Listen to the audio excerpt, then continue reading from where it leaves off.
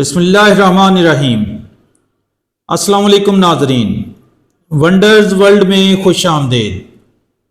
ناظرین، آسٹریلیا اپنی جنگلی حیات کے بارے میں کافی شہرت رکھتا ہے۔ اسے کینگرو، کوالا، مختلف اقسام کے سانپوں اور مکڑیوں کا دیس کہا جاتا ہے، لیکن کم ہی لوگ جانتے ہیں کہ دنیا کے سب سے زیادہ اونٹ بھی یہیں پائے جاتے ہیں۔ اونٹ آسٹریلیا کا آبائی جانور نہیں، بلکہ انہیں 19ویں صدی کے وسط میں عرب ممالک سے لایا گیا تھا تاکہ بار برداری کا کام لیا جا سکے۔ لیکن جب گاڑیاں عام ہو گئیں اور ان کی ضرورت ختم ہو گئی تو انہیں جنگل میں کھلا چھوڑ دیا گیا۔ ایسے علاقے میں جہاں قدرتی درندے نہ ہوں اور آبادی بھی کم ہو، وہاں انہیں پھلنے پھولنے کا کافی موقع ملا۔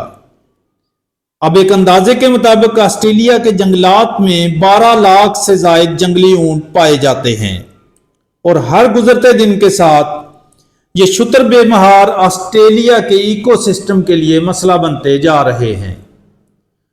اونٹوں کا سب سے بڑا مسئلہ یہ ہے کہ یہ بہت زیادہ پانی پیتے ہیں۔ ایک ہی حلے میں کئی گیلن پانی پی جاتے ہیں، اور وہ پانی بھی پی جاتے ہیں جو آسٹریلیا کے آبائی جانوروں کے لیے ہے۔ یہ جنگلی اونٹ دوسرے جانوروں کی خوراک کم کر رہے ہیں اور قدرتی پناہ گاہوں کو تباہ کر رہے ہیں۔ یہ جنگلی اونٹ آسٹریلیا کے 33 لاکھ مربع کلومیٹر رقبے میں آوارہ گھومتے ہیں اور اندازاً ایک دن میں 40 کلومیٹر کا سفر طے کرتے ہیں۔ جنگلی حیات کے ماہرین کا یہ کہنا ہے کہ اگر ان اونٹوں کا کوئی بندوبست نہ کیا گیا تو آسٹریلیا کے جنگلات میں نہ کوئی کینگرو بچے گا، نہ کوئی چھوٹی چڑیا اور نہ کوئی رینگنے والا جانور ہوگا۔